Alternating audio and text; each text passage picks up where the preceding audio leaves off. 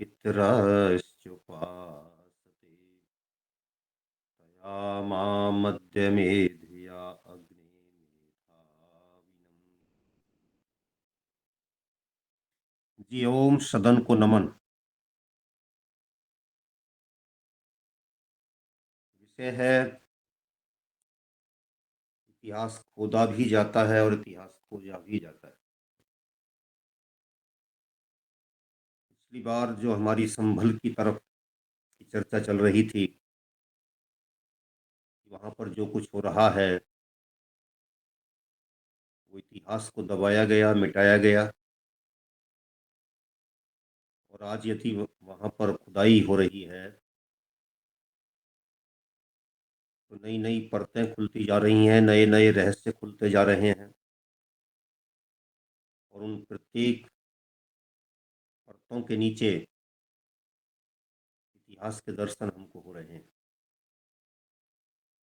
इसके संबंध में सीताराम जी गोयल हैं और उन्होंने एक पुस्तक लिखी है जिसमें वो बताते हैं कि आंध्र प्रदेश में 142, पश्चिम बंगाल में 102, बिहार में 77, दिल्ली में 72, गुजरात में 170, हरियाणा में 1077, कर्नाटक में 192, मध्य प्रदेश में 151, महाराष्ट्र में 143, उड़ीसा में 12, पंजाब में 14, राजस्थान में 170, तमिलनाडु में 175, उत्तर प्रदेश में 299।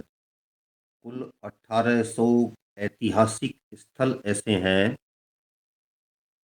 जिनके नीचे आज मंदिर मिलेंगे आपको। यानी कि इतने तहस नहस करके जो बड़े और ऐतिहासिक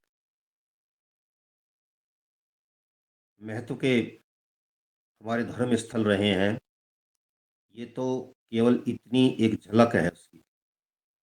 इसके अलावा जो मंदिर तोड़ करके नेस्तनाबूद कर दिए गए, समाप्त कर दिए गए, भस्मसात कर दिए गए, उनकी संख्या तो लाखों में है। क्योंकि हमारे गांव, हमारे देश में गांवों की जो संख्या रही है वो लगभग 6 लाख है। और जो आजकल गांव उजड़ पड़े हैं, यदि उनकी संख्या को इसमें मिलाते हैं तो 7 लाख से ऊपर जाती है। यदि आप देखेंगे तो इन 7 लाख गांवों में प्रत्येक में कोई ना कोई धर्म स्थल रहा। कस्बों की, नगरों की संख्या अलग हो जाती है और उनमें से अधिकांश को तोड़ फोड़ करके नष्ट किया गया। तो इन महोदय के द्वारा, सीताराम गोयल जी के द्वारा ये तथ्य हमारे सामने लाया गया। अभी पिछले दिनों समाचार पत्रों की कटिंग के आधार पर मैं आपको बता रहा हूँ, फिरोजाबाद में मिला 65 साल पुराना मंदिर मुस्लिम आबादी के बीच में। 7 फीट के लगभग मिट्टी भर दी गई है। वाराणसी के मुस्लिम इलाके में मिला 250 साल का पुराना मंदिर। अलीगढ़ में भी एक बंद पड़ा मंदिर मिला, मूर्ति गायब कर दी गई है। इस तरीके से लगभग प्रत्येक क्षेत्र से, प्रत्येक शहर से ये खबरें एक विशेष कॉलम के माध्यम से समाचार पत्रों में स्थान पाती रहती हैं कि अमुक स्थान पर अमुक समय का, अमुक काल का मंदिर मिला जिसके ऊपर मस्जिद बना दी गई। अब देखिए, ये थी लूट की संस्कृति। ये तो खोदा जाता है इतिहास, इसका एक प्रमाण दिया मैंने। खोजा भी जाता है, खुदाई में खोज होती ही है, लेकिन उससे भी अलग कुछ चीजों को देखिए। हमारा अर्थशास्त्र पूर्णतया वैज्ञानिकता पर, लोक कल्याण पर आधारित होता था। और मैंने एक पुस्तक लिखी थी, विश्व गुरु के रूप में भारत। विश्व गुरु के रूप में भारत, मेरठ यूनिवर्सिटी में इस पर मेरा एक लेक्चर हुआ था, तब मैंने इस विषय को विस्तार देते हुए लिखा था। तो भारत का अर्थशास्त्र देता है आदर्श व्यवस्था। इसको हमको आपको खोजना पड़ेगा, क्योंकि इन लुटेरों ने, जिन्होंने लालच को राजनीति में प्रवेश दिलाया, लोभ को, लूट को राजनीति का पर्याय बनाया, इन लोगों ने भारत की उस सामाजिक अर्थव्यवस्था को व्यर्थ व्यवस्था में तब्दील कर दिया, जो पूर्णतया लोक कल्याण पर आधारित होती थी। मैं आपका सहारा हूं, आप मेरे सहारे हैं। और इस तरीके से जिस प्रकार से सारा संसार ग्रह उपग्रह, लोक लोकांतर परस्पर गुरुत्वाकर्षण बल से जुड़े होते हैं, उसी प्रकार से हम प्रेम के आकर्षण बल से, गुरुत्वाकर्षण बल से जुड़े होते थे। एक शब्द बहुत प्रचलित है हमारे समाज में, मैंने उसको उधार दे दिया या उससे उधार ले लिया। यदि हम भारत के अर्थशास्त्र के बारे में पढ़ेंगे और भारत की वैज्ञानिक भाषा संस्कृत में उधार शब्द को देखेंगे, तो उधार कोई शब्द नहीं है,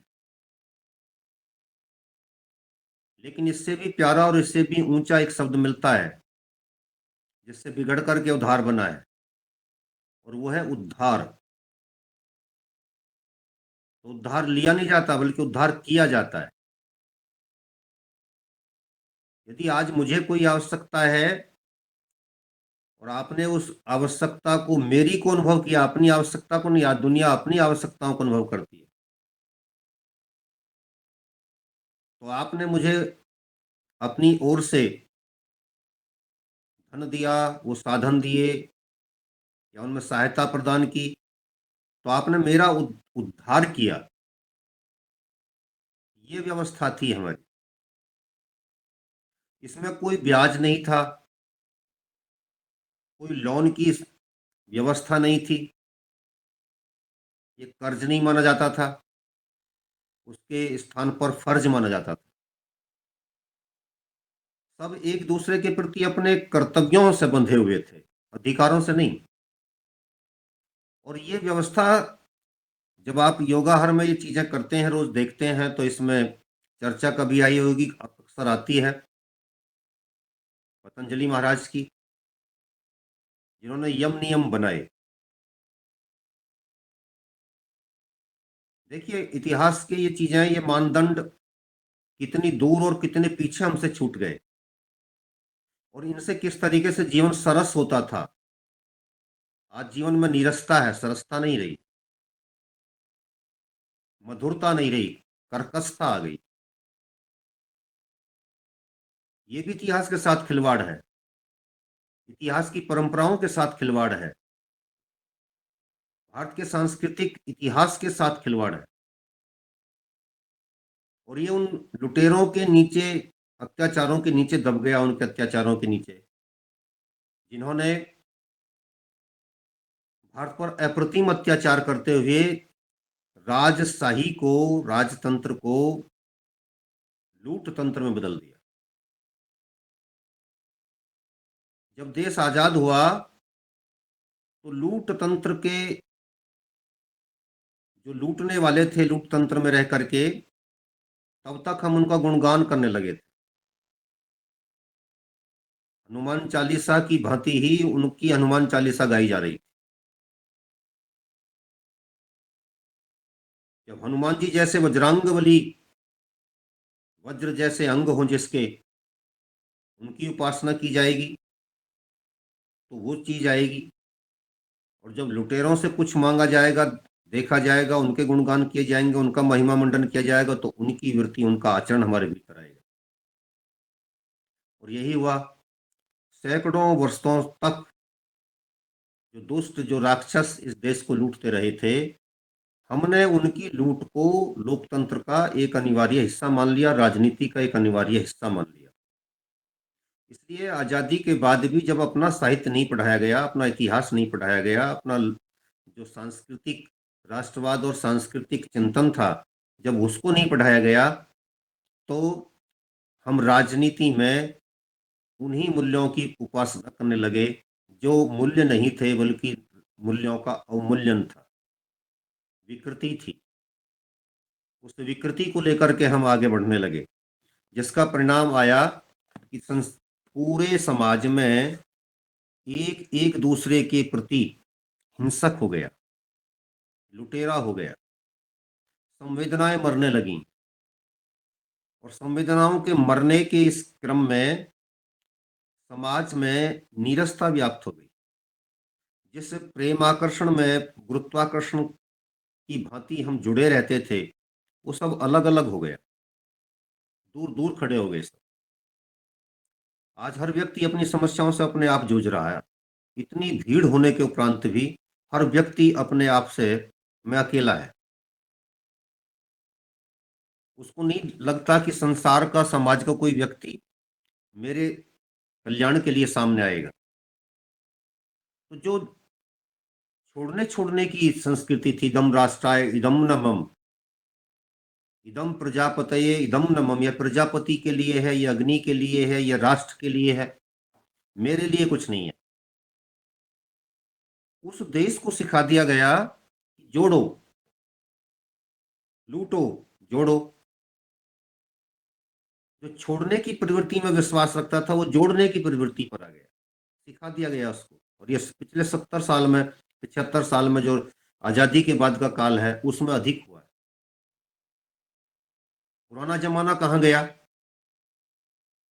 जब लोग अपनी चीजों को दूसरों के लिए उधार दे दिया करते थे, उद्धार करने के लिए लगा दिया करते थे, और वो मांगा नहीं जाता था। जब समय आता था, जब दूसरा अपनी ओर से उद्धार कर देता था आपका। ये था लोक कल्याण का परस्पर का समन्वय। जब ये लुटेरे इस तरीके से देश में लूट मचा रहे थे, दुनिया में लूट मचा रहे थे, यूरोप वाले भी लूट रहे थे एक दूसरे देश को, अरब वाले लूट रहे थे,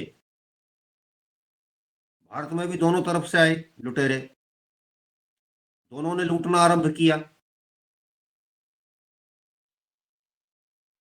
उसका परिणाम हुआ कि कम्युनिज्म आया। कम्युनिज्म ने कहा कि ये जो चल रहा है लूट का खेल, ये नहीं चलना चाहिए, इसको रोकिए। और उसने एक चिंतन दिया कि ये जो लूट का खेल है, इसका मूल आधार है कि पूंजी श्रम पर शासन करती है।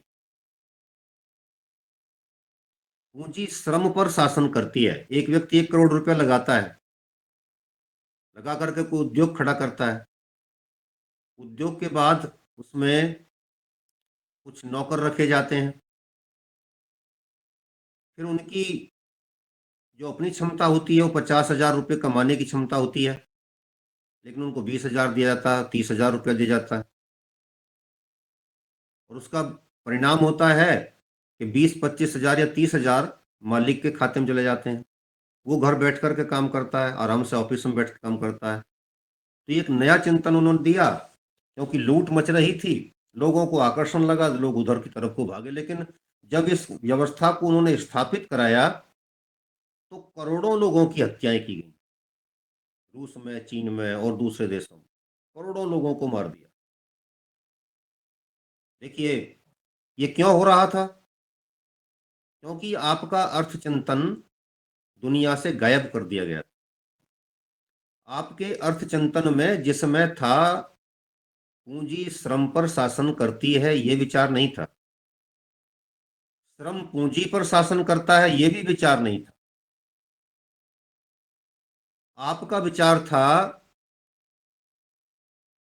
कि पूंजी मेधा शक्ति से अनुशासित रहती है, बौद्धिक बल से अनुशासित रहती है, उच्छृंखल उद्दंडी नहीं होती, उत्पाती नहीं होती। जब आप यज्ञ करते हैं तो पंडित जी आपसे आचमन करवाते हैं। उसमें कहते हैं कि अमृतोपसरणमसि स्वाहा, अमृता पिधानमसि स्वाहा, ओम सत्यम यशः श्रीर्मयी श्री श्रीयताम स्वाहा। तू ही मेरा ओढ़ना है, तू ही मेरा बिछौना है, पहले में आप कह रहे हैं। तीसरी बात में आप जाकर के कह रहे हैं मुझे देना क्या चाहिए, मैं माँ तेरी गोद में आ गया तो लेना क्या है उससे, सत्य, यश और श्री, ये तीन चीज मुझको दो। जब आप अंग स्पर्श करते हैं तो उसमें शायद मैंने पहले बताया भी था, बाहुभ्याम यशोबलम, यहाँ पर हाथ लगा करके आप कहते हैं बाहुभ्याम यशोबलम।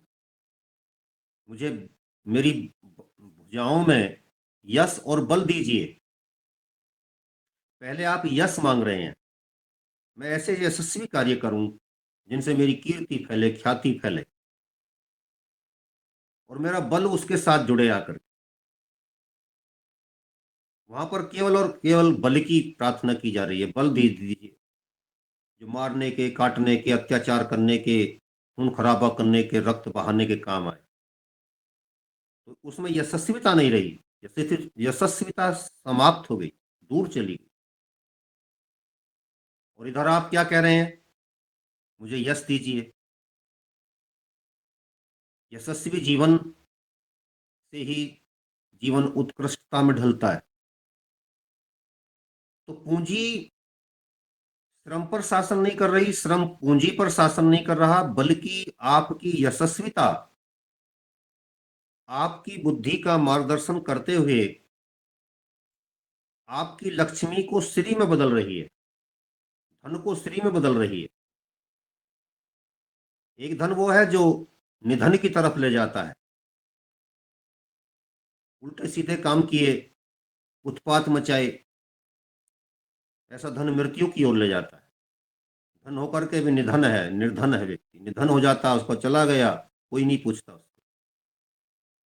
एक ऐसा जो उसको बदल देता लक्ष्मी में, जो लक्ष्य तक पहुंचाती है, गृह लक्ष्मी। इसलिए लक्ष्मी होती है कि वो जो यदि सुव्यवस्थित ढंग से घर को चला रही है तो पति को, परिवार को, सबको लक्ष्य की तरफ लेकर के चल देती है, नेतृत्व करती है उसका। इसके पीछे की भावना हमने गायब कर दी, घर में भी मैडम हो गई, लक्ष्मी समाप्त कर दी। लक्ष्मी कैसे रुके, उत्पात मचाती है वो, पति पर बंदिश लगाती है, भाई पर खर्च नहीं करेगा, पिता पर खर्च नहीं करेगा, माँ पे खर्च नहीं करेगा, उस पर खर्च नहीं करेगा। उपदेशों से क्या लाभ। यदि ये बंदिशें लगा रहे हो, भारत के उस अर्थ चिंतन को लेकर के आइए जो इतिहास का एक अनुपम अंग है।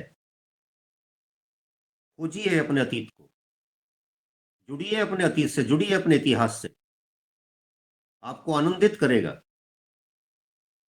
आनंद से भरेगा। परिवार में जरा ले आइए उसी चीज को, माता जी से ये पूछिए, पिताजी से ये पूछिए। ये है भारत का अर्थ चिंतन। संबंधी आ रहे हैं, ननद आ रही है, फला आ रही है, भाभी आ रही है, जो भी आ रहे हैं, उनके प्रति हमारे क्या दृष्टिकोण होने चाहिए।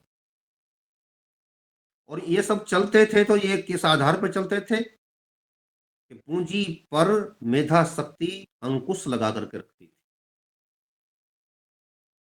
तुझे मैं धर्म के कार्यों में, नीति के कार्यों में खर्च करूंगी। जब इस तरीके से समाज चलता था, परिवार चलता था, तो उससे राष्ट्र का निर्माण होता था। और कुएं, बावड़ी आदि के बनाने पर न केवल राजा खर्च करता था, बल्कि दूसरे लोग भी खर्च करते थे। जब मनु महाराज ने राज्य व्यवस्था लागू करने पर विचार किया, प्राचीन काल में जब ऋषि लोगों ने देखा कि आतंकी लुटेरे खड़े हो गए हैं कुछ, जिससे धर्म के शासन को चलाने में अव्यवस्था बाधक बन रही है, तो वो सामूहिक रूप से ऋषि लोग भद्रम इच्छन्तया, भद्र की, कल्याण की इच्छा रखते हुए महर्षि मनु के पास जाते हैं। ये भी तो एक इतिहास है ना, कब ये घटना घटित हुई, क्यों घटित हुई, और उसने कितना लोक कल्याण किया, हमें क्या व्यवस्था दी, और वो व्यवस्था कहां आकर के तहस नहस हो गई, किन लोगों ने, जालिमों ने कर दी। वो देश के गद्दार हैं जिन्होंने ये किया। मैं अब यही पुस्तक लिख रहा हूं, भारत के गद्दार। उन लोगों ने क्या कर दिया, ऋषि महर्षि मनु के पास पहुंचते हैं, उनसे कहते हैं भाई आप राजा बन जाइए, अब राजा की आवश्यकता आ गई है। उन्होंने कहा महाराज मैं तो नहीं बनूंगा। वो प्रेरित करते हैं, उपदेश देते हैं कि नहीं, लोक कल्याण के लिए जीवन को समर्पित कीजिए। और तब उन्होंने जो अपने आप को उसके लिए समर्पित किया। लंबा प्रसंग है, समय की मर्यादा का ध्यान रखते हुए संक्षेप में संकेत में कह रहा हूं। उन्होंने, महर्षि मनु ने दुनिया का आदि संविधान दिया, मनुस्मृति। मनुस्मृति पर हम 16 फरवरी को एक विशेष कार्यक्रम कर रहे हैं, मनु बचाओ देश बचाओ। महर्षि मनु जो मनस्वी है, मननशील है, और मननशील होकर के जिसने जब तक दुनिया चलेगी तब तक के लिए संविधान दिया, कोई संविधान में उसमें आज तक कोई किसी तरीके के संशोधन की आवश्यकता नहीं पड़ी, लोगों ने प्रक्षेप करके उसमें डाल दिए। मैं आपसे निवेदन करूंगा, डॉक्टर सुरेंद्र कुमार जी ने उस पर लिखा, उसकी टीका लिखी, और उसमें जितना कबाड़ था, जो गंदा गंदा उसमें ला करके भर दिया गया था, वो सारा उसमें से निकाल दिया। ये भी गंगा की सफाई है, ये भी इतिहास की गंगा की सफाई है, और उसके आप भागीदार बने, उसको लेकर पढ़िए उस पुस्तक। आपको मालूम पड़ेगा कि इस संविधान में सृष्टि दर सृष्टि भी अगर हम काम करने के लिए तैयार हों तो कोई किसी तरीके के संशोधन की आवश्यकता नहीं पड़ेगी। ये संविधान आपका 125 बार अमेंडमेंट इसमें हो चुका है, और उसमें एक बार भी आवश्यकता नहीं पड़ेगी, एक बार भी। देश काल परिस्थिति चाहे जो हो, सब में हमारा मार्गदर्शन करेगी। तो उन्होंने जीने की व्यवस्था दी लोगों को, और उसमें कहा कि श्रम और पूंजी का ये समन्वय रहेगा कि सब एक दूसरे के लिए समर्पित होकर के काम करेंगे। कृषि का आधार गाय को बनाया, बैल को बनाया, और गाय और बैल में यदि एक गाय आपने ले ली तो 20 गाय वो अपने आप दे जाएगी। सृष्टि का चक्र है, अपने आप बनता जाएगा, अपने आप बनता जाएगा, पीढ़ी आपकी बढ़ती जाएगी, उसकी बढ़ती जाएगी। और गांव देहात में हम सुना करते थे बचपन में, हमारी माताजी कहा करती थी, गाय ये वचन देती है अपने मालिक को कि ना रूखा खाने दूंगी और ना ही सूखे में सोने दूंगी, ना रूखा खाने दूंगी ना सूखा खाने दूंगी। यानी रोटी पर जो है घी रहेगा, सूखी नहीं रहेगी वो। और रूखी का मतलब उसके साथ छाछ होगी, दही होगी, दूध होगा, और उसी से बनी हुई कढ़ी होती है। ये भी एक उसकी गारंटी थी, और उसके आधार पर समाज चलता था, रिजनरेट होता था, साइकिल चलती थी, अपने आप क्रम आगे बढ़ता चला जाता था। आपने ला करके खड़ा कर दिया ये जो व्यर्थ शास्त्र है आज का, गाय को हटाइए, बैल को हटाइए। उन राक्षसों ने गाय को मार करके खाने के लिए अपना रास्ता बना लिया। इनकी आस्था को इससे हटाइए। देश के पहले प्रधानमंत्री ने कह दिया कि मंदिरों की जरूरत नहीं है अब देश में। जहां से राष्ट्र चिंतन निकलता था, धर्म चिंतन निकलता था, उसकी जरूरत नहीं है। अरे वो तो इतिहास के एक अनिवार्य अंग थे, राष्ट्र चिंतन और धर्म चिंतन समाज को बांधे रखने का अनिवार्य अंग थे, सबको साथ लेकर के चलने का एक अनिवार्य अंग थे, उसको ही निकाल दिया। और जैसे कृषि में ला करके ट्रैक्टर को खड़ा कर दिया, वैसे ही आपने ला करके हमारे सामने रूखी मशीनी चीजें ला करके खड़ी कर दी। हॉस्पिटल देखिए आप, जो उनको कहा ये आधुनिक मंदिर है, उद्योग धंधों को कहा कि ये आधुनिक मंदिर है, और हम बेतहाशा उधर को भाग लिए। जो कह रहे हैं बिल्कुल ठीक कह रहे हैं। उद्योगों में क्या खड़ी थी? वहां मशीनें खड़ी थी। आपने तो ये देश के लिए सामने प्रतिज्ञा की थी कि हम लोकतांत्रिक समाजवाद ला करके खड़े करेंगे देश के भीतर। वो लोकतांत्रिक समाजवाद कौन सा था? वो रूस से और चीन से उधार लिया गया था। जो कम्युनिस्ट विचारधारा है, जो कहती थी कि पूंजी श्रम पर शासन करती है, हम उसको तोड़ेंगे। लेकिन आपके यहाँ तो और भी ज्यादा स्थिति भयानक हो गई। आप पूंजीवादी लोकतांत्रिक व्यवस्था में रह रहे हैं, ये सच है आज का। जिस देश की सारी व्यवस्था पर केवल केवल 8,000 लोगों का 70% जो हमारी पूंजी है उस पर 8,000 लोगों का एक अधिकार है। देश में सारे 30% में सारा देश चलता है। तो आप तो पूंजीवादी व्यवस्था में आगे चले थे, लोकतंत्र समाजवाद की ओर। अब भी नीतियों की समीक्षा नहीं करेंगे क्या? गलती कहाँ हो गई थी? आपने जो एक प्रक्रिया थी, एक साइकिल थी, उसको तोड़ दिया। खेती में गाय अपने आप उस भोजन को खा रही थी जो पुआल आजकल जलता है, एनसीआर में जो धुआं करता है आजकल, जो भूसा बनता है, उसको खाती थी। उसका गोबर बनता था, गोबर फिर जाकर खेती में पड़ता था, फिर वहां से उत्पादन दे करके फिर फसल लहलहाती थी। आप भी संपन्न रहते थे, गाय भी प्रसन्न रहती थी, सारा समाज प्रसन्न रहता था। कहीं कोई किस तरीके का ऐसा वितंडा था ही नहीं जिससे हमारी व्यवस्था भयानकता की ओर जाती हुई दिखाई दे। आज आपके पास कोई उपाय नहीं है उसका, क्योंकि गायों को निरंतर खत्म करते जा रहे हैं, निरंतर खत्म करते जा रहे हैं। फिर हम जा किधर रहे हैं? कहां से चले थे और कहां जा करके पहुंच गए? क्या संकल्प लेकर के चले थे कि लोक कल्याण हमारा भद्रम इच्छन्तय, भद्र की इच्छा के वशीभूत होकर के ऋषियों ने उनको राजा बनाया, मनु को। और उन्होंने यह अनिवार्य किया, जनता ने आकर के आश्वासन दिया कि आप हमारा राजकाज संभालिए, हम आपको अपनी उपज का 10% ईमानदारी से देंगे। और जैसा कि चाणक्य ने कहा है कि राजा दार्शनिक और दार्शनिक राजा होना चाहिए, राजा दार्शनिक हो और दार्शनिक ही राजा हो, ये सिद्धांत दिया। ये सिद्धांत हमारा प्राचीन इतिहास बताता है। ये एक पुर्जा है जो छूट करके कहीं गिर गया इतिहास की गाड़ी से। इसको खोज लीजिए, आपका इतिहास पुनर्जीवित हो जाएगा। आपके ऋषियों का वो चिंतन खड़ा हो जाएगा जिसके आधार पर आपने राज्य की स्थापना की थी, राजा की स्थापना की थी, राजा को दायित्व दिए थे। अब बड़ी ईमानदारी से काम चल रहा था। राजा दार्शनिक था, दार्शनिक राजा था। कहीं कोई किस तरीके का अत्याचार नहीं था, व्यभिचार नहीं था, पापाचार नहीं था, दुष्टाचार नहीं था। था तो क्या था? लोक कल्याण, एक दूसरे के प्रति सहयोग की भावना, एक दूसरे के प्रति काम आने की भावना। अब जब आपके यहाँ पर विदेशी आक्रमणकारी आए तो उन्होंने लूटना शुरू कर दिया। उन्होंने ये भी चैन तोड़ दी, जैसा खेती में आपने चैन तोड़ी थी, ट्रैक्टर लाकर खड़ा किया था, गाय को समाप्त किया था। यहां भी निर्ममता से इस पर ट्रैक्टर चला दिया गया। लोक कल्याण के स्थान पर स्व कल्याण महत्वपूर्ण हो गया। लूटो, मारो, काटो,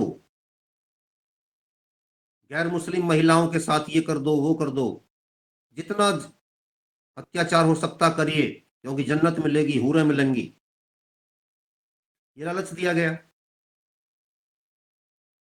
उधर यूरोप में शांति फैली, उन्होंने मारकाट फैलाई। ये कब हुआ? जब आप अपने इतिहास से कट गए थे। महाभारत के काल के पश्चात जितने मत मतांतर आए हैं दुनिया में, सब उस समय की देन है। और ये देख लीजिए, आपकी व्यवस्था इतने पीछे छूटी तो उसके छूटने के परिणाम क्या आ रहे हैं कि आज तक संसार में अशांति है, मारकाट है, कत्लेआम है, खून खराबा, अमानवीय अत्याचार, जिनको आप जघन्य अपराध कहते हैं। जघन्य का मतलब होता है जो घृणा से जन्मे हो, जिन्हें देख करके घृणा आती हो। आदमी मर गया, उसके बाद भी टुकड़े किए जा रहे हैं। किसी बहन बेटी को मार दिया, उसके बाद भी बलात्कार हो रहा। घृणा खड़ी हो जाएगी आप पर, कितने जघन्य अपराधी हैं। वहां तक गिर गया आदमी, क्योंकि लूट शासन का और समाज का एक अनिवार्य अंग हो गया, उसका एक अनिवार्य मूल्य हो गया। जब आप महर्षि मनु को पढ़ते हैं तो उसमें जाकर के यम नियम को, जब आप मनु को नहीं पतंजलि को पढ़ते हैं तो यम नियम के बारे में आता है, जिसमें एक अस्तेय है, एक अपरिग्रह है। अस्तेय चोरी नहीं करना, बिना स्वामी की परमिशन के, आज्ञा के आपको उसका कोई भी चीज प्रयोग नहीं कर सकते।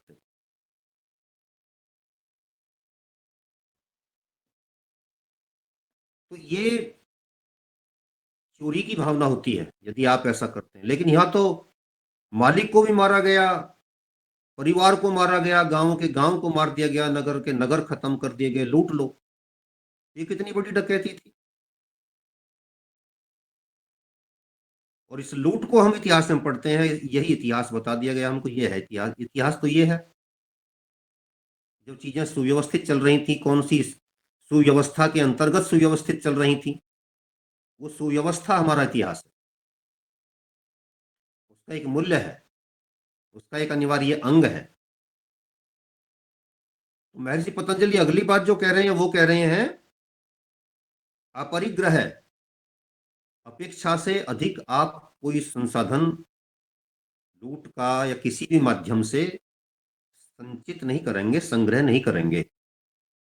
जितने की आवश्यकता उतना लीजिए, उतना प्रकृति ने दिया है, और साथ ही ये लौटाना भी है उसको। माता पिता गुरु हमारे निर्माण में काम करते हैं, फिर हम उनको लौटाएंगे भी। अब आप आराम से रहिए, आपने जितना करना था कर लिया, अब सारी आवश्यकताएं हमारे ऊपर छोड़िए, भगवान का नाम लीजिए। ये थी परंपरा हमारी, ये है हमारे इतिहास का एक मूल्य। लेकिन आप सोच रहे हैं कि मैं लौटा रहा हूं, परंतु हमको शायद ये जानकारी नहीं होती है कि हम लौटा नहीं रहे हैं, बल्कि फिर भी बहुत पा रहे हैं। क्योंकि उधर से वो अपने हाथ को सिर पर रख देते हैं, और इससे जो वेव्स निकलती हैं, कभी आपने महापुरुषों के हाथों में से इस तरीके से हाथ किए उनको देखा है, उनमें से वेव्स निकलती दिखाई देती हैं। ये ऐसे ही नहीं है, प्रतीक चिन्ह है। उसमें से आपके आशीर्वाद की तरंगें आपके ऊपर आकर के पड़ रही हैं। और जब वो सिर पर हाथ आकर के लग जाता है, तो वो अपने उस सारे पुण्यों को उसको प्रदान कर देता है, जा कल्याण होते रहे। तो माता पिता के आशीर्वाद से, गुरुओं के आशीर्वाद से लोग संपन्न रहते थे, प्रसन्न रहते थे। आज वो उदासीन बदल गया, क्योंकि माता पिता को अपने आप ही जाकर के वृद्धाश्रमों में पहुंचाया जा रहा है। सरकारें कानून बना रही हैं। अब एक नया कानून आ रहा है, नया कानून आ रहा है कि उसमें माता पिता ये शपथ पत्र देंगे कि मेरा बेटा मेरी बेटी हमारा पूरा ध्यान रख रही है, बेटा भी ये ध्यान देगा, और मैं इतना खर्च कर रहा हूं इन पर, ये भी शपथ पत्र देगा। तब उसको प्रॉपर्टी में हिस्सा मिलेगा। यह भी समस्या का समाधान नहीं। आत्मदीपो भव, इसका समाधान बताया हमारे ऋषियों ने, यह है इतिहास। लेकिन इसको, ये तो इतिहास से इतनी दूर कर दी गई चीजें, जैसे इसका क्या मतलब समाज से, इतिहास से। तो लूट हत्या डकैती बलात्कार से इतिहास का मतलब है। आत्मदीपो भव का मतलब है कि अपने आप ही अपना दीपक अपने आप बन जाओ, मुझे ये करना है।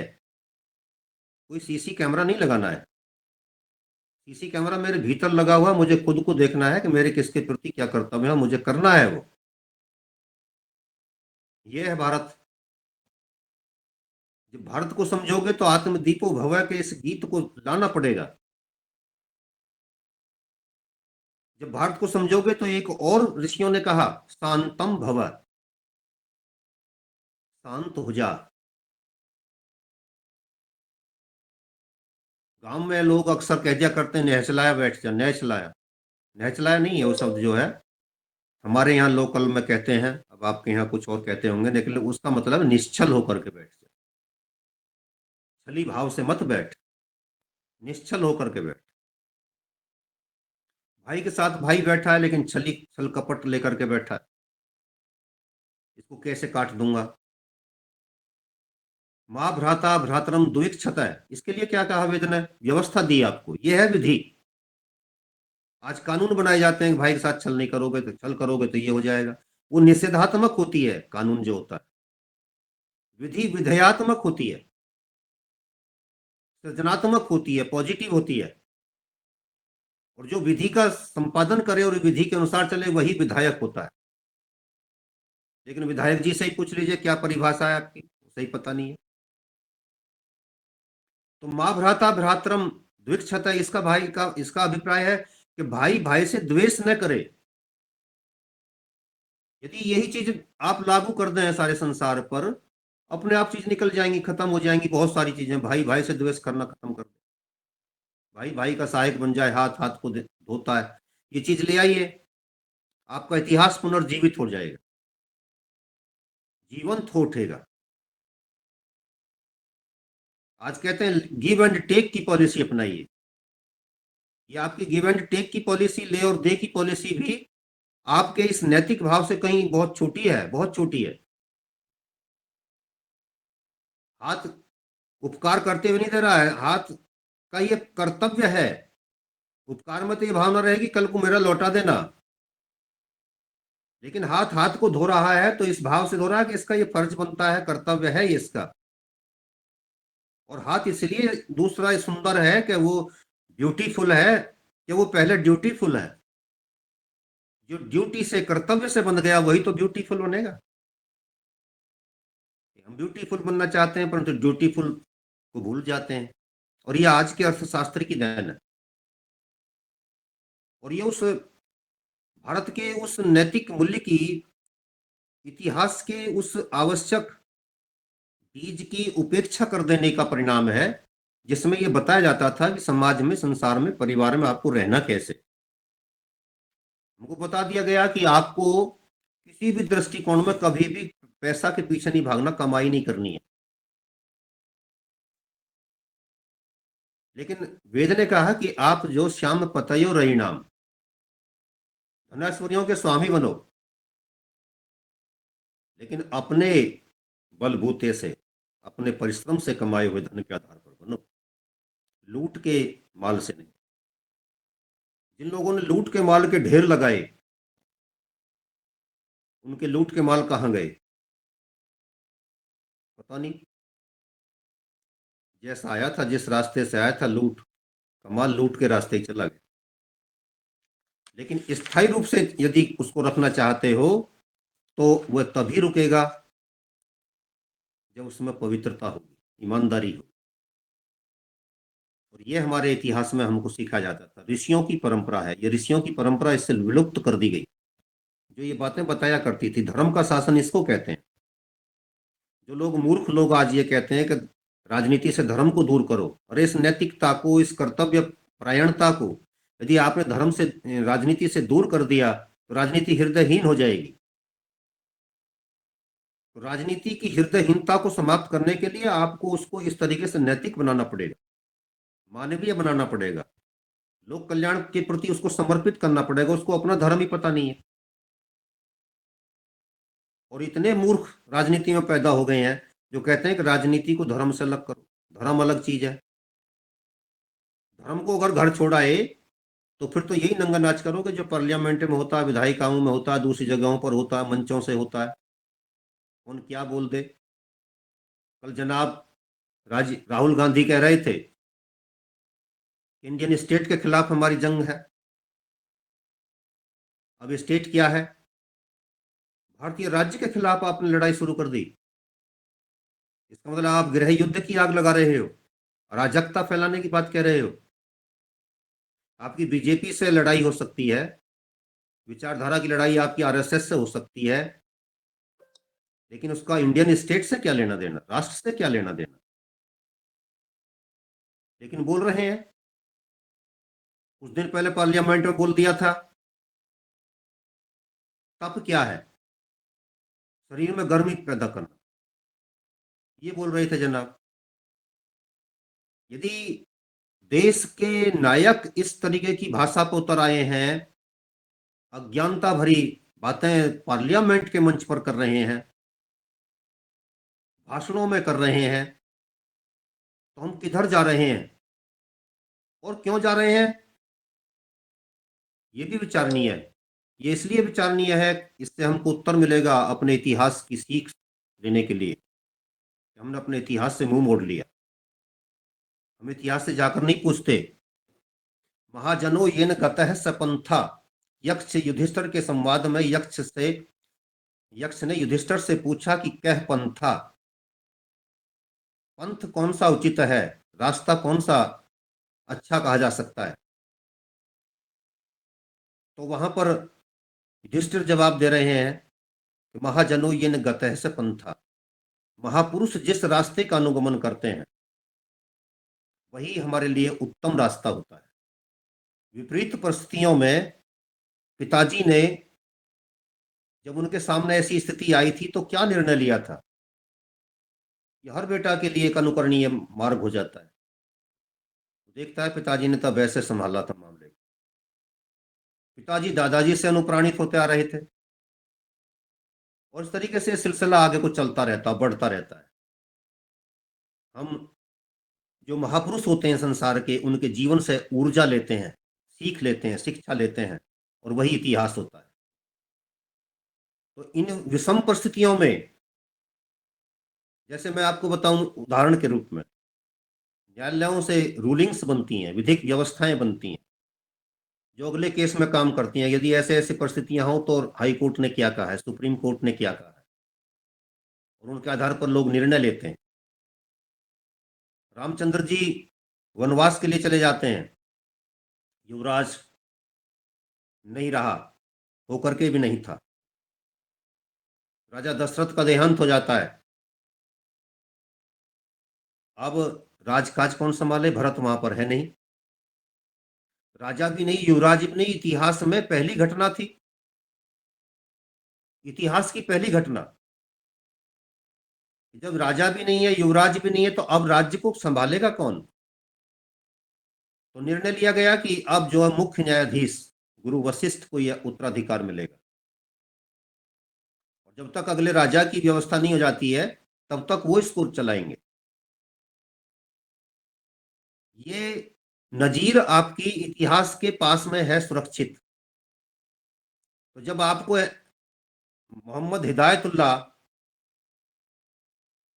चीफ जस्टिस थे, राष्ट्रपति का देहांत हो चुका था, उपराष्ट्रपति चुनाव में आ गए थे, तो जस्टिस मोहम्मद हिदायतुल्लाह को, संविधान में नहीं था हमारे में कहीं लिखा हुआ, संशोधन किया गया और तब यह कहा गया कि अब जो मुख्य न्यायाधीश है भारत का, वो इसको तब तक संभालेगा जब तक अगला राष्ट्रपति नहीं आ जाता।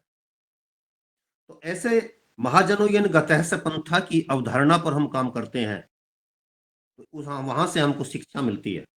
मैं एक बात कह करके बात को समाप्ति की तरफ ले जा रहा हूं। ये देखिए, वेद में राशि शब्द धन के लिए प्रयुक्त हुआ है, जिसमें ईस जोड़ देने से रईस बनता है।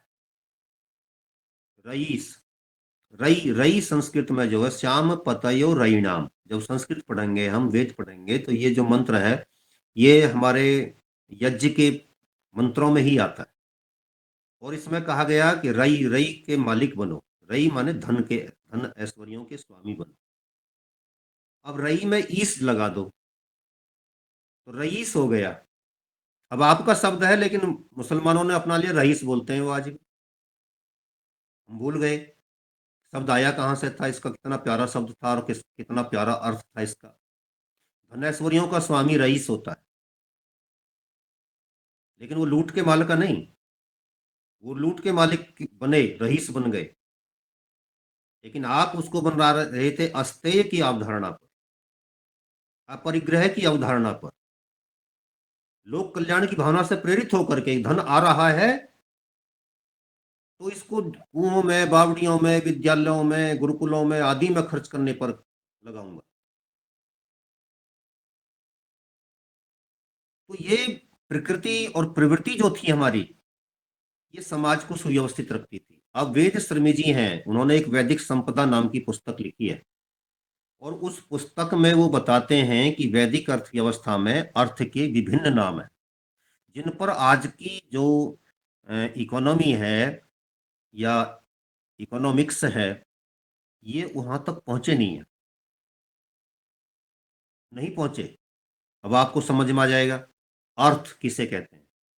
तो ये बताते हैं हमको कि अर्थ, इसके लिए विद्वानों का मानना है कि धनैश्वर्यों संबंधी जिन जिन पदार्थों की हम कामना अपनी कामनाओं की पूर्ति के लिए करते हैं, या किसी प्रकार के उपाय, श्रम या वस्तुओं के आदान प्रदान द्वारा हम जिस प्रतिफल की आशा या याचना करके प्राप्त करते हैं, वह अर्थ है। इसके बाद कहते हैं धन। धन क्या है? इसके अंतर्गत सुवर्ण आदि धातुएं, भू संपत्ति, पशु, अन्न आदि चल अचल संपत्ति की परिगणना की जाती है, जो कि पृथ्वी पर सर्वत्र विद्यमान है। द्रव्य क्या है? ये छूटा हुआ इतिहास है जो आपको जोड़ना पड़ेगा, खोजना पड़ेगा और जोड़ करके एक भवन तैयार करना पड़ेगा।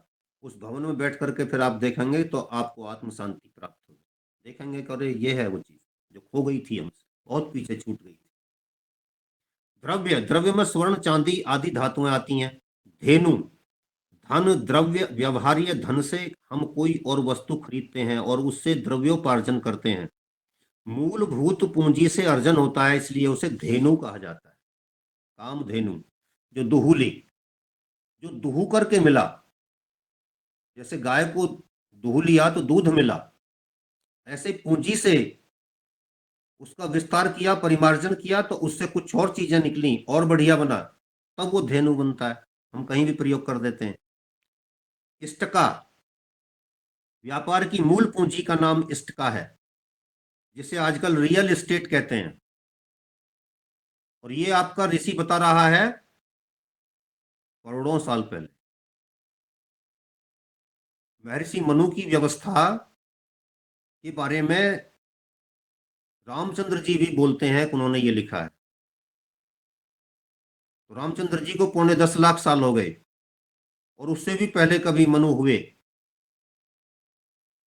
और उससे भी पहले मनु हुए जो सृष्टि के प्रारंभ में, तो आप जाएंगे करोड़ों साल पीछे। जब करोड़ों साल तक जाएंगे तो अपने इतिहास के इस उज्जवल पृष्ठ पर आपको गर्व होना चाहिए, गौरव होना चाहिए, ये भाव पैदा होना चाहिए कि अच्छा, इतनी सुंदर व्यवस्था के हम मालिक थे। तो मैं कहना चाहता हूं, संक्षेप में बात को ले जाता हूं।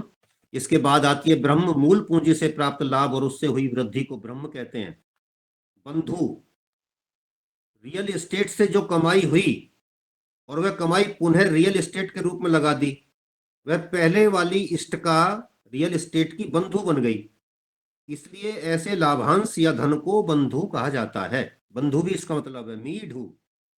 अकस्मात जो राशि मिल जाती है उसे मीढु कहते हैं, आजकल इसे मुरब्बा कहते हैं। मेधा, बिना पूंजी के अपने बुद्धि कौशल से अर्जित राशि को मेधा कहा जाता है। यह भी आपके पास में एक शक्ति होती है, पूंजी होती है आपकी। इसे आजकल हम दिमागी मेहनत कहते हैं। स्वात्र, अनेक व्यापारों में लगा धन या ऐसा धन जो अल्प समय के लिए दिया जाए, वह स्वात्र कहलाता है। ये कुल मिलाकर के समय की मर्यादा का ध्यान रखते हुए मैं बताना चाहता हूँ, कुल 29 प्रकार की हैं। अभी हमने केवल 10 प्रकार की बातों पर विचार किया है। इतनी इतना विस्तृत चिंतन वर्णन किया है और इसके आधार पर बताया है कि फिर जब ये आएगी और समाज में इसका विस्तार होगा तो निश्चित रूप से इससे जीवन का कल्याण होगा। ये हमारा चिंतन था, और इस चिंतन के आधार पर ही हम समाज को सही गति दिया करते थे। ये वीरसेन वेद शर्मी जी की प्रसिद्ध पुस्तक वैदिक संपदा से लिया गया है। और देखिए, एक शब्द और बता करके मैं विराम दे रहा हूं। आजकल व्यापार सुनते हैं, व्यापार शब्द में नीरसता होती है। और आप देखते हैं कि जब भाई भी भाई की दुकान पर पहुंच जाए तो वो व्यापारी की दृष्टिकोण से बात करता है। ये हृदयहीनता दे दी, संवेदन शून्यता पैदा हो गई। अब वो भाई नहीं रहा, लेने वाला भी नहीं, देने वाला भी नहीं।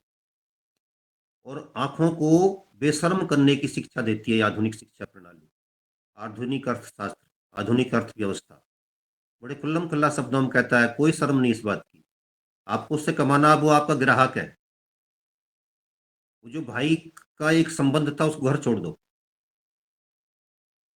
माता पिता भी आ गए तो उनसे भी कमाइए, छोड़ दो उसको, घर छोड़ दीजिए। जो पवित्र संबंध है उसका यहाँ कोई संबंध नहीं। इस व्यापार को हमने हृदयहीन बना दिया। अब हर एक व्यक्ति को ग्राहक समझता है, चाहे परिवार। अब वो घर, दुकान वाली चीज घर में आ गई।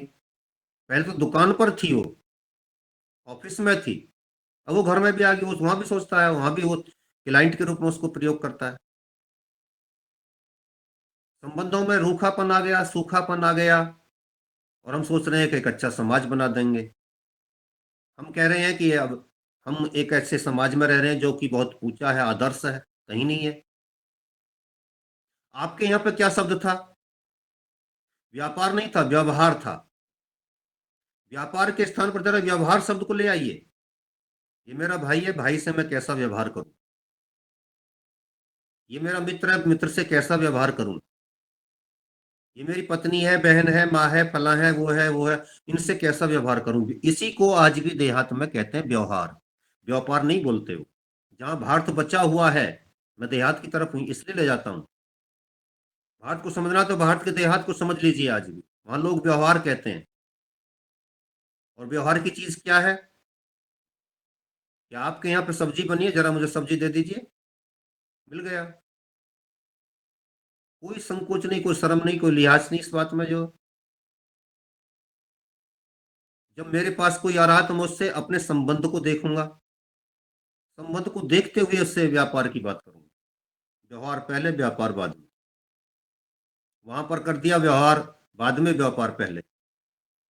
इसने हमारा तहस नहस मचाया है। तो मेरा विचार है कि वर्तमान के संदर्भ में अपने इतिहास के इस उज्जवल पृष्ठ को, जो अर्थशास्त्र के क्षेत्र में हमको जोड़ता है, इससे हमें जुड़ना चाहिए।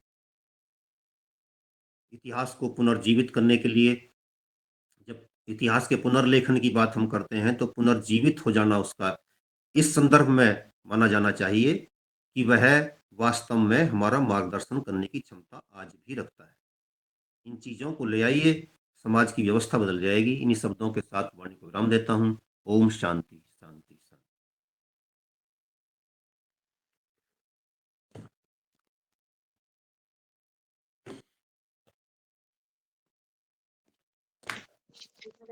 जी, आदरणीय, ये मन एक मंदिर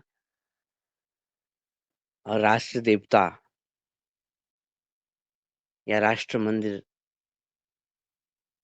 जो भावनाएँ हमें मिली हैं अपने परंपरा में,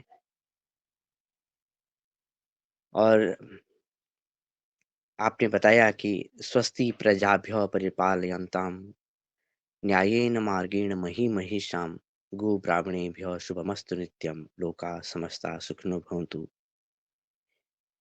ऐसे व्यवहार से हमारा राष्ट्र आगे बढ़ा है और उस राष्ट्र ने सभी राष्ट्रों को,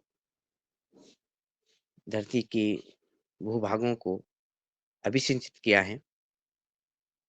और इदम राष्ट्राय इदम न मम की भावना से ओतप्रोत हुए होकर के जब हम आगे बढ़े और जहाँ पहुँचे वहाँ हमने अर्थ व्यवहार को अर्थ व्यापार में और शुद्धता को मिलावट में संजोया है और उसका विकृत रूप सामने दिया है, जो कि हमारी इतिहास की विरासत नहीं रही।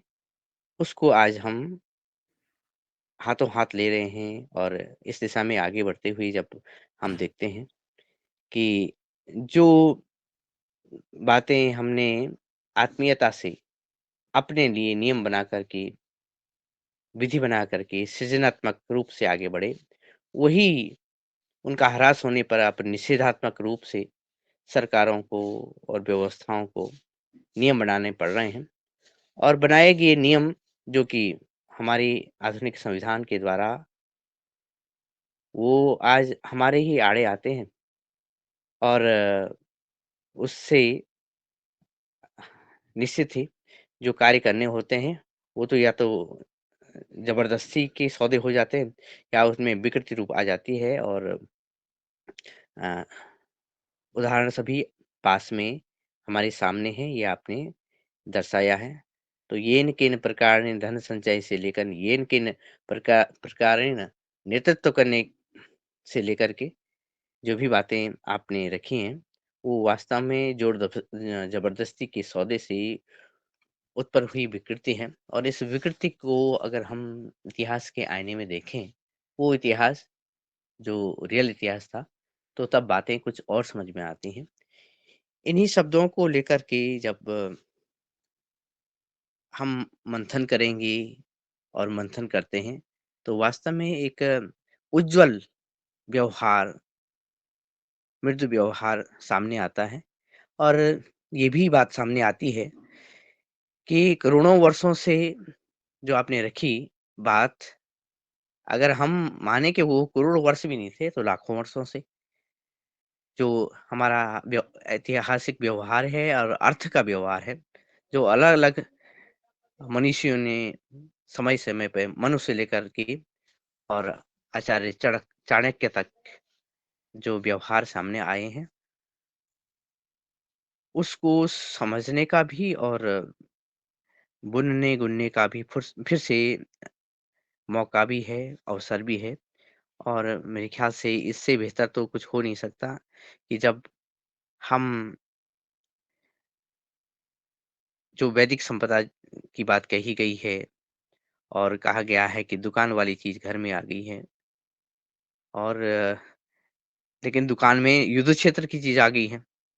फिर वो मिलावट का दौर सामने आ गया है कि भावनाएँ कुछ और हो रहा है कुछ। तो ये अ, एक बड़ा ऐसे लग रहा है कि जैसे बहुत सारी पतंगे आकाश में छोड़ दी गई हैं और मकर संक्रांति के दौर पर हमने देखा कि जैसे पतंगे हम छोड़ देते देते हैं आकाश में और उनके माझे उनकी रस्सियाँ उलझ जाती हैं। तो इन रस्सियों को सुलझाने का भी ये दौर है और ये रस्सियाँ कैसे सुलझें, ये आकाश में नहीं सुलझने वाली हैं। हमारे व्यवहार में ही सुलझेंगे और हमारे व्यवहार संभवतः इतिहास में बताए गए सूत्रों से ही साकार हो सकेगा। वेद वेदांगों के अनुसार ही सुलझेगा। इन्हीं बातों को लेकर के और आज आपने जो व्याख्या दी है, उस सूत्र को लेकर के जब हम सुनते हैं, तो सबसे पहले मैं आदरणीय पवन कुमार सर के पास पहुँचता हूँ और तत्पश्चात आदरणीय सभी सदस्यों के पास भी कि आप सभी पढ़ेंगे। आदरणीय पवन कुमार सर। जी, धन्यवाद दिनेश जी। और आज के हमारे मुख्य वक्ता राकेश जी का पुनः इस मंच पर अभिनंदन करते हुए, स्वागत करते हुए, जो चीज़ें आज आपने बताई उसमें निश्चित रूप से उसका अनुसरण करने की ज़रूरत है, उसको चिंतन करने की ज़रूरत है। और जो उसकी फर्दर व्याख्या दिनेश जी ने की, मैंने अपनी बात कहूँ तो मैंने कभी भी अपने जीवन काल में जब शैक्षणिक जीवन काल है, उसमें ये सब चीज़ें हमसे अछूती रही, हमने नहीं सीखी। और इसका अर्थ ये हुआ कि हमें फिर से जब कोई चीज़ नया सीखने का प्रयास करते हैं, तो बहुत मेहनत करनी पड़ती है। जैसे-जैसे उम्र बढ़ती जाती है और ज़्यादा मेहनत होती है और उसको जल्दी हम एक्सेप्ट भी नहीं करते हैं। और इसकी वजह से ये होती है कि हम उधेड़-बुन में पड़े रहते हैं कि अब हमें क्या करना है, हमारा रास्ता कहाँ पर है। लेकिन इसको मैं एक और दृष्टिकोण से जब देखता हूँ और जो चीज़ें मैंने देखी हैं और जो चीज़ें मैंने पढ़ी हैं, उसमें से एक चीज़ मेरे मन में काफ़ी चलती रहती है और वो दार्शनिक भी है और वो इस तरह से वो भी है, वो अंग्रेजी में है, मैं इसको सुनाना चाहता हूँ, अभी मैं चैट बॉक्स में भी डालूँगा। और अ, उसका जो शब्द है, वो ये है कि the old order changeth, yielding place to new. And God fulfills himself in many ways, lest one good custom should corrupt the world. ये एल्फ्रेड लॉर्ड टेनिसन की मैंने एक कविता पढ़ी थी, मुझे अभी भी याद है। तो जैसा मैंने कहा कि जो चीज़ें हम पढ़ लेते हैं वो याद रहती है बचपन में। तो ये दार्शनिक रूप से कि अगर भगवान की सृष्टि ही सारी चल रही है और उसमें अगर कोई पुरानी व्यवस्था अच्छी भी है, उसको भी भगवान ने परिवर्तित कर दिया है और वो किसी वजह से परिवर्तित हुई है, तो आज के दृष्टिकोण से तो मैं यही कहना चाहूँगा कि ये वक़्त भी गुज़र जाएगा ये वक्त भी जो है वो भी आएगा, वो भी जाएगा, उसका भी एक समय होगा, वो समय भी समाप्त होगा। और ये सारे ऑर्डर्स जो हैं आज के तारीख में अच्छे हैं, कल ये परिवर्तित होकर के एक नया ऑर्डर निकल के आएगा। तो इसको फिर जब अपने दार्शनिक रूप में ये भी समझने का प्रयास करते हैं कि हमारा कौन सा युग चल रहा है अभी, तो अभी हमारा कल युग चल रहा है और इसका भी समाप्त हो गया, यह भी समाप्त होगा और फिर सतयुग की तरफ हम जाएंगे। तो इस दार्शनिकता को हम अब कैसे अपने मन को कैसे समझाएं कि और अपने आप को कैसे मनाएं और अपने आप को किस प्रकार से सांत्वना दें जो वर्तमान परिस्थितियां हम देख रहे हैं, इस तरफ चिंतन है। और इस तरफ हमें क्या प्रयास करने की जरूरत है, चाहे सरकार उसमें प्रयास करे, चाहे हम व्यक्तिगत रूप से प्रयास करें, चाहे एक समूह के रूप में प्रयास करें। तो यह उधेड़पन अभी भी मन में है कि यह समय कब गुजरेगा और कितना समय लगेगा गुजरने में। तो मेरे ख्याल से तो चिंताएं यही हैं और उसमें हमारा दायित्व क्या हो सकता है और कैसे इस मझधार में जो अभी हम पड़े हैं उससे हम कैसे आगे निकलने का प्रयास कर सकते हैं, यही कुछ चिंतन है। इन्हीं शब्दों के साथ मैं अपनी वाणी को विराम देता हूँ। नमस्कार, धन्यवाद। जी अनम्यूट कर लें डॉक्टर साहब, अनम्यूट कर लें आप, म्यूट हुए।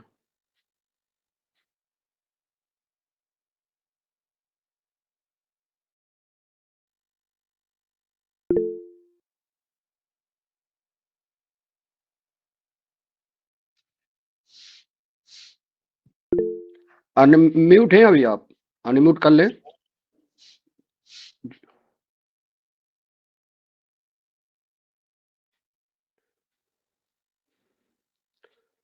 अच्छा, जी। तो आदरणीय पवन सर ने बात रखी है और कहा है कि जो यानी समय निरंतर अपनी गति के साथ आगे बढ़ रहा है और जो समय बढ़ रहा है, इतिहास उसका आकलन लगातार करता जा रहा है और इतिहास की परिधि में कोई बात भी ज़ाया नहीं होती। अगर कहें तो जैसे आपने कहा कि आज नहीं तो कल होगा। ये बात भी जोड़नी ज़रूरी है कि जब होगा तो अव्वल होगा वाह। और ये अव्वल होना हमारे ही चिंतन मनन और हमारे पुरुषार्थ पर आधारित है। नहीं तो शायद अव्वल भी हो सकता है और थोड़ा कठिनाई भी उसमें आ सकती है। तो अपनी तो यही कोशिश रहेगी सभी की कि अव्वल हो, आज नहीं तो कल हो, जो भी हो अव्वल हो। इसी क्रम में हैंड रेज़ है आदरणीय प्रणाली दीदी जी का।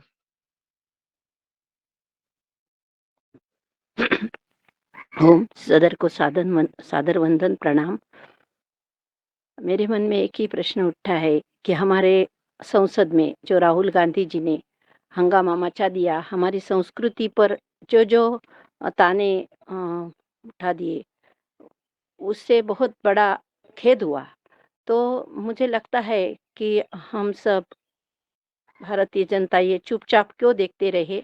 इसके बदले में हमें कुछ अभियान चलाना होगा। जिस प्रकार स्वामी जी ने साइन सिग्नेचर करके जो हमें गलत लगता है, उसके बदले में हमने आवाज़ उठा दिया था। उसी प्रकार ये हमारे धर्म का, हमारे देश का अपमान जो किया है, इसके लिए हमें कुछ करना चाहिए। अ, जो कुछ हो लिखना चाहिए, ये जो हुआ है वो अच्छा नहीं हुआ है, आगे ऐसा नहीं होना चाहिए क्योंकि आज के छोटे-छोटे बच्चे, युवा, युवती जो हमारे देश में वातावरण आदरणीय मोदी जी ने और सब हिंदुओं ने बना लिया है, उसके लिए गलत है ये। इसके लिए कुछ होना चाहिए, ऐसा मुझे लगता है। अ, तो ओम मेरे मन में ये विचार आया। धन्यवाद। ओम प्रणाम।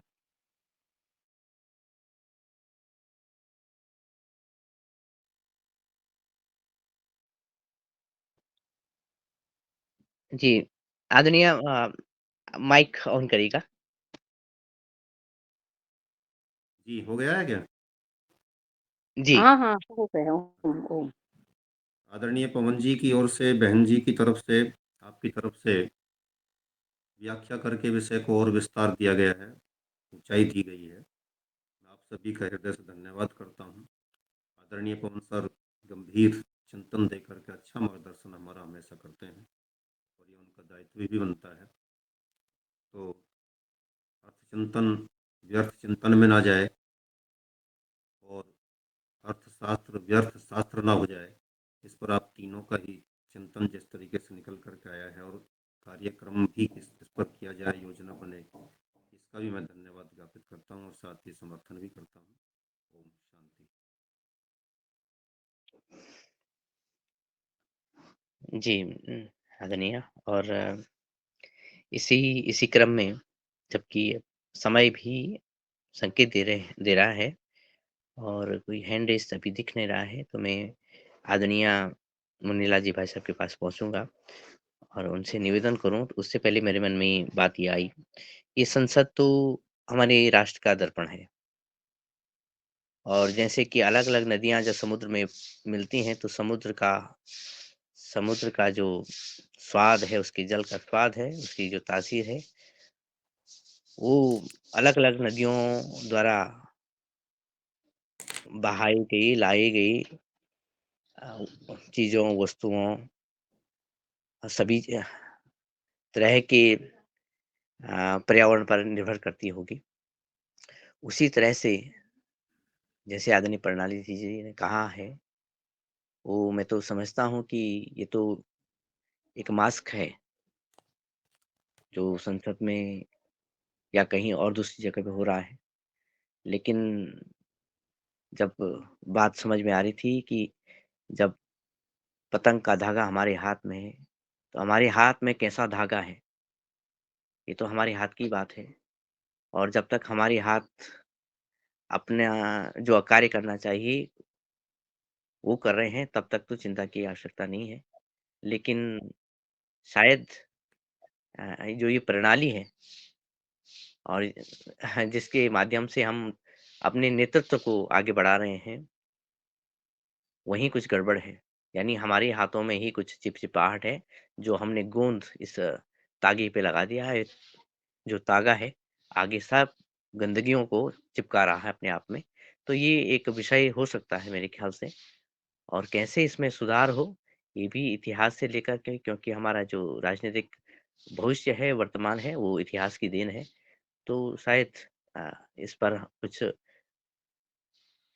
मार्गदर्शन भी प्राप्त होगा। इन्हीं बातों के साथ, जबकि आज कार्य और आज की जो वार्ताएँ हैं, संपन्न होने जा रही हैं, मैं आदरणीय मुन्नीलाल जी भाई साहब से निवेदन करता हूँ, वो अपनी बात रखिएगा और आज के सत्र का समापन भी करिएगा। जी। बहुत बहुत धन्यवाद आदरणीय दिनेश जी। आज मैं जब आदरणीय डॉक्टर साहब को सुनता हूँ, तो इनके बारे में चिंतन करता रहता हूँ। बस यही लगता है कि ये कितना कहाँ से कितना चिंतन कर रहे हैं, कितना अध्ययन कर रहे हैं, कितना मनन कर रहे हैं और क्यों कर रहे हैं। तो भारत में अगर ऐसे महान पुरुष, इतिहास खोजा जा रहा है, खोदा जा रहा है, खोदा जा सकता है। जब आप ऐसी बात करते हैं तो मुझे आज याद आ रहा था, जब आप कह रहे थे कि हमारे पड़ोस में, परिवार में जो व्यापार होता था वो व्यवहार होता था। और मुझे उस समय याद आया कि मेरे यहाँ सब्जी नहीं बनी, तो बगल में चाची, आज हमारे सब्जी नहीं बनी है, तो उन्हें लो बेटा जी सब्जी ले जाओ। अगर इनके यहाँ आलू बने हैं तो किसी के यहाँ सेम बनी है, तो आपस में आदान प्रदान होता था और भाव के साथ। वो याद आ रहा था कि छोटे से हम गए और एक कटोरा में उनके यहाँ से सब्जी लाए, इनके यहाँ से रोटी लाए और खाए और बैठे। ये याद आ रहा था मुझे वो कि खोजा जा सकता है क्या। और ये तो पूरा गया है खोदा। जब आप खोद रहे हो इतिहास, तो हमें पता है कि इसमें क्या रखा है, मुझे, क्योंकि हमने उसको दबाया है उसको। तो हमें पता है, जैसे माता पिता को पता होता है बच्चा कोई हरकत करता है, उसका परिणाम उसको पता होता है कि ऐसा करने से ऐसा होता है। पिता बताता है बेटों को। तो ऐसे जो है हमने इसको दबाया है, इतिहास को हमने इसको विलुप्त किया है। तो आज जो खोदा जा रहा है हमें पता है, आने वाली पीढ़ी को पता नहीं है। तो उसकी तो इसलिए हमें इस इतिहास को बड़ा संजो के रखना चाहिए। जो आदरणीय डॉक्टर साहब जो इतिहास की रचना कर रहे हैं, उसको खोद रहे हैं। इसको खोद करके इसको अब ऐसे संजोना है कि हमारे जो अंग्रेजों ने जिसको विलुप्त कर दिया था, जिसको आग लगा दी थी, अब जो है हमारे सॉफ्टवेयर के माध्यम से, हमारे जो आज नेट जो सोशल मीडिया है, इसके माध्यम से, गूगल के माध्यम से इसको अमर हो जाए, ताकि हमारी आने वाली पीढ़ी को आवश्यकता पड़े, और पड़ेगी ही तो वो इसको पढ़ करके और आगे इसको जाने। नहीं तो और कोई बताने वाला तो बचाएगा नहीं। अब आप मुश्किल से 20-25, अधिकतम 50 वर्ष इसके आगे कोई बताने वाला प्रत्यक्षदर्शी नहीं रहेगा कि हमने ऐसा देखा है जो आज हम कह रहे हैं। तो और आज जैसे भाई बहन जी ज्योति जी आज की शिक्षक रही सुजालपुर मध्य प्रदेश से, और हमारे डॉक्टर साहब जो हर सप्ताह में एक दिन गुरुवार के दिन और हम सबको इतना इतिहास के बारे में, हमारी सभ्यता के बारे में, व्यवहार के बारे में जो बताते हैं, वो हमने देखा है और सहा है। तो हमें निश्चित थोड़ा थोड़ा परिवर्तन लाना चाहिए। और आज के जैसे वक्तव्य में आपने व्यवहार की बात की, तो हम निश्चित एक पड़ोसी के यहाँ जाएं, बैठे बात करें, और शुरुआत हमें कुछ करना पड़ेगी, कुछ ना कुछ। मैं तो कहता पानी से शुरुआत करें, आप चाय से शुरुआत करें। आज वो आप चाय दे दो, हम यहाँ बनी नहीं है तो हम घर ले जाते हैं, हम कल तुम्हें दे देंगे कोई चीज का। ऐसे इस प्रकार से अगर हम व्यवहार करते हैं, गाँव में अभी कुछ जगह बचा है, नहीं तो गांव में मैं फिर से रिपीट करूंगा कि अगर किसी के यहाँ अभी है, जहाँ किसी के यहाँ कोई गमी हो जाती है तो उसके यहाँ भोजन जो है पड़ोसी लाते हैं। अभी सिर्फ इतना बचा है अभी गांव में, शहर में वो भी नहीं बचा है, गांव में है अभी थोड़ा। बाकी ये तो पहले ही से था, अगर शादी है तो उसके मेहमान उसके घर नहीं खाते थे, पड़ोसी के यहाँ खाते थे। अगर उसके यहाँ उसका गेहूं फसल कटना है तो फसल पड़ोसी काटते थे, अन्य किसान काटते थे, चारा काटते थे, गाय की सेवा करते थे, सब कुछ जो है एक दूसरे से होता था। वो जो व्यवहार की आज बात कर रहे थे डॉक्टर साहब, ये व्यवहार हमने खुद देखा है, तो विलुप्त हो गया है, दुख होता है। और इसको आज मैं बहुत बहुत आती हृदय से जो है इनके प्रसाद को नमन करता हूँ। आदरणीय डॉक्टर साहब को अभी मैं देख रहा था कि ये अब साधारण मानव नहीं है। मैं आज जो सोच रहा था मन में, इनको सुन रहा था और सोच रहा था कि ये व्यक्ति साधारण मानव नहीं है।